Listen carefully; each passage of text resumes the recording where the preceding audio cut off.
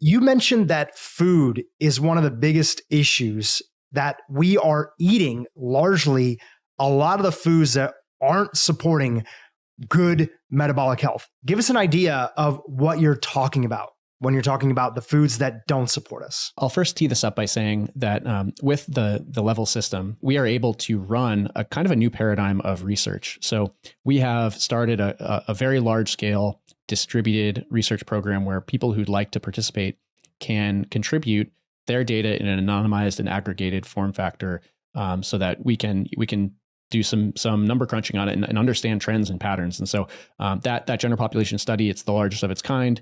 And it allows us to take all that blood sugar data, other activity data, sleep data, combined with nutrition logs and other sorts of lifestyle logs, and combine all that and understand it. So I do want to caveat that this data these are early cuts on the research data set that we have.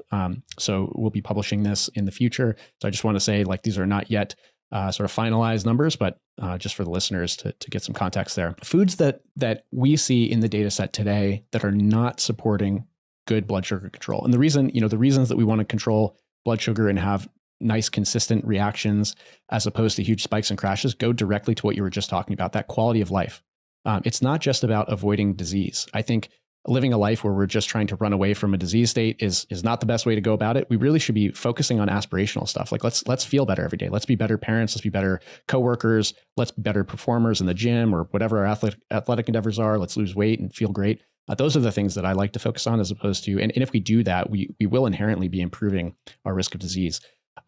So, the common spikers, as we refer to them, in nearly all cases are the heavily refined products. So the flours, they've been stripped of their fiber, they've been stripped of their protein, their water content. So a lot of this stuff is brand name foods.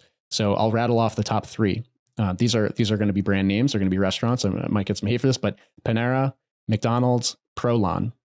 So one of those is not like the others. Some of our listeners may be familiar with Prolon. These are a fasting mimicking diet product. They're using a caloric deficit to help people, I suppose, like prolong their fasts.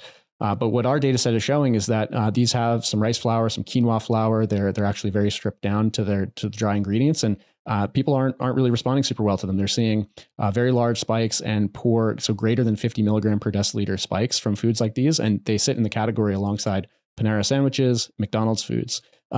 Others are a lot of foods that have sort of secret sugar, and I call it that because it's not called out on the ingredients list, but this is frequently salads, so prepared salads at restaurants or at places like Panera, and soups actually. So pho, surprisingly, although it does have noodles in it, it also has like a lot of rich broth, a little more fat, some protein. But a lot of the sauces like hoisin sauce and some of the others that are added to these soups to give it a really nice flavor are typically very high in sugar. And then just a lot of snacks, so I think the major takeaways, we could rattle off a bunch of these, but pretzels, Skittles, Twizzlers, candy, things like this. Chick-fil-A is another one that is really on towards the top of the list. So foods that we are reaching for when we're on the road or when we're just we're feeling like we want to indulge a little bit. And I think the reminder is just that although people in our data set are using this tool and they're paying attention, I think what's important is like these are everyday people and they're eating real normal foods, and you can see the responses to these different foods. And you can also see as you go through and sort of iterate the effects of one food versus another. So you can really understand, is there actually a difference between Chick-fil-A and McDonald's? Should I pick one of those if I'm going to be on the road? And the answer is like they're roughly in the same category.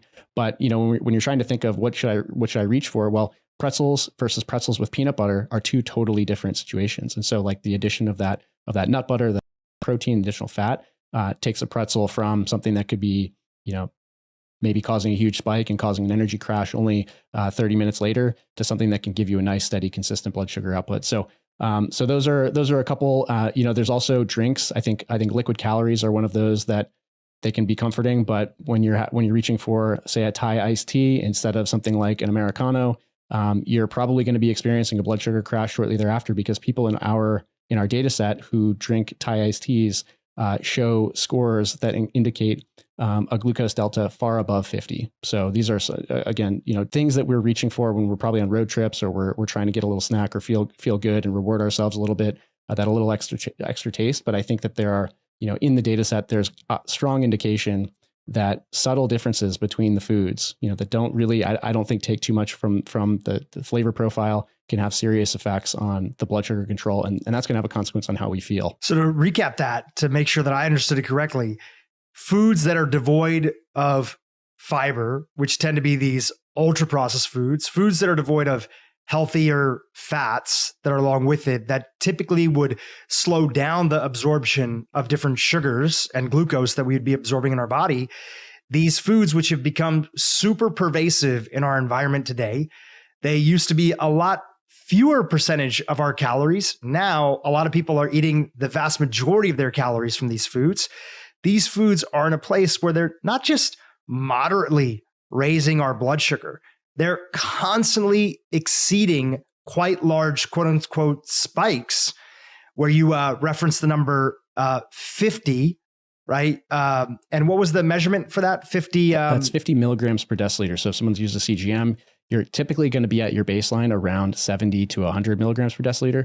So a 50-point spike means you're seeing an increase of between 50 and close to 100% of your baseline level, which is a substantial increase. And remind our audience, why is that so problematic? Why should we have a sense of feeling like this isn't something that we want to be encouraging? It's not that we should be afraid of natural raises in our blood sugar from eating healthy food, or even things like exercising or going to the sauna, which can also increase your blood sugar. But why should we be paying attention to these food-based spikes when they're happening throughout the day and they become a regular part of our life? Yeah, it's such a good point. And there's a lot of nuance here. And honestly, the depth of the lessons just continues to go on and on. You can learn incredible nuance about how your body responds. But I think, something that's interesting is, as we're looking through the foods that are really driving crazy high spikes, a lot of these foods, if you took out the brand name, like chicken sandwich, if you took out the brand name, that chicken sandwich line item or food log doesn't show up in the worst foods. But when you add the brand name like Chick-fil-A or McDonald's, it does. And I think that's a really important point, which is that the foods that these companies have turned into essentially industrialized products that have super long shelf lives and are available on the order of billions, a year. They're selling huge numbers of these. They are a fundamentally different set of ingredients and preparation strategies than what I would make at home to make a chicken sandwich, even a fried chicken sandwich. So the number of ingredients in a Chick-fil-A sandwich is on the order of like between 50 and 200, depending on what menu selection you pick. So I just want to remind people, like, there's a lot of brand names on the worst foods. And the reason for that is that these companies they're doing industrial production techniques. This is not what you're doing when you're at home. And so when it comes to, like, should we be avoiding, the entire food group, or should we be avoiding some of these foods and that we can purchase off the shelf or from a drive-through window, and instead making them at home? And I think that's just an important reminder, is that you don't have to think of this as pure disciplinary, like we have to remove entire categories. It's more like, let's get the food in closer to its original form with as little processing as possible, and ideally in a manner that is still has its fiber attached, and with the other proteins and whole grains ideally that it came with. So, but then to your question about why does this matter? So fundamentally, metabolism is a description of how our cells make energy from our food and environment, and how effective or efficient we are in doing so. So every cell in our bodies, from our brain cells to our muscle cells to our to our organs, are having to continually power themselves on energy that is created from the macronutrients that we ingest, and along with vitamins and minerals, sunlight, et cetera. We're synthesizing all of this in real time. So every single system in our bodies has to be able to generate energy. And if it's doing so efficiently, there will be minimal byproducts, minimal toxins floating through the system that our immune systems have to respond to. And it'll be kind of like a smooth, well-oiled machine.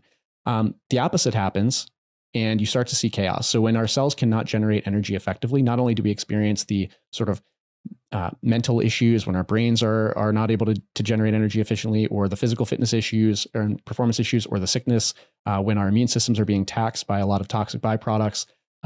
So you start to see systemic breakdown. Sort of which system breaks down first kind of depends on the individual. I think a lot of this is genetic. So some people will experience the consequences of metabolic dysfunction as early onset of Alzheimer's, which is being called type 3 diabetes or dementia.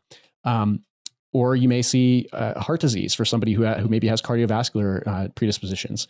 You may see stroke. You may see pneumonia or kidney diseases. Again, this is how this metabolic dysfunction starts to slowly impact systems downstream and cause ultimately one of the causes of death. So what's acutely happening is blood sugar, which is a super important molecule. It is the kind of master energy molecule in the body. Like all of our cells can use glucose for energy. Our bodies need to control that in a very tight band. And the reason for that is that it's a very reactive molecule. So it binds to things, it can create compounds, it can create a lot of sort of toxic byproducts when it gets to a certain level. And we have a name for this. Glycation is one of the names for what happens when there's too much glucose glycation. And glycation is essentially when other cells and proteins get basically gummed up with a bunch of glucose stuck to them. And that process happens at sort of an exponentially increasing rate as more glucose is circulating the body over more longer time periods. And so essentially what your body is doing is it's constantly trying to respond to the amount of glucose that's being released into the bloodstream by releasing a hormone called insulin to help. That hormone insulin acts like a key in a lock. It basically knocks on all the cell doors and says, open up and let glucose in. And so your body's trying to time this sort of symphony where we are eating foods, glucose gets released, our bodies produce some insulin, the insulin lets the glucose into the cell uses it for energy, minimal unnecessary byproducts are produced, and everything's great. When the system starts to break down, essentially one of two things happens. Your body can't keep up with the insulin production demand because the amount of blood sugar that you're producing or consuming is just far beyond what the pancreas and the body can produce. And secondarily, the cells stop responding. So your blood sugar, when you're spiking over and over and over again, and we're consistently eating these ultra processed, fast responding, quick to break down, no fiber, no protein type meals, it's essentially all going directly to glucose and going straight into the bloodstream. And so what we see in that case is that your body is constantly pounding on the cells, trying to get them to take on more of this glucose, pull it out of the bloodstream by introducing more insulin. And the cells just simply can't respond. There's nowhere for it to go. They are completely sort of stock full of glucose. There is no energy demand for that glucose to be converted into energy and used. And so people essentially start to just put on body fat, and the rest of the glucose is circulating through the system, causing damage, glycating proteins, glycating structures that are necessary. And you start to see the consequences of this in systemic issues like nephropathy, where people start to retinopathy, neuropathy, nephropathy, essentially issues where the small, blood vessels and nerves start to get damaged, and those are some of the first indications when the small microvasculature of the body starts to break down. You start to get issues like erectile dysfunction or sexual dysfunction for men and women. You start to get eyesight issues. You start to get the effects of glycation, where your skin is browning effectively, very similar to cooking meat in a pan. And so these are all some of the downstream consequences. But I just want to focus on, like, acutely, it has to do with energy demand and energy response. So how quickly can your body convert this food into energy and repackage it into glucose, which can be stored in the muscles as glycogen or as body fat. And if we are way outpacing our body's ability to keep up, that's where we start to see serious problems. And that manifests as long-term systemic damage. YouTube, if you enjoyed what you just saw, keep watching for more great content on how to improve your brain and your life. High glucose is very strongly correlated with and seems to drive inflammatory responses. So higher circulating levels of inflammatory cytokines, high sensitivity C-reactive protein,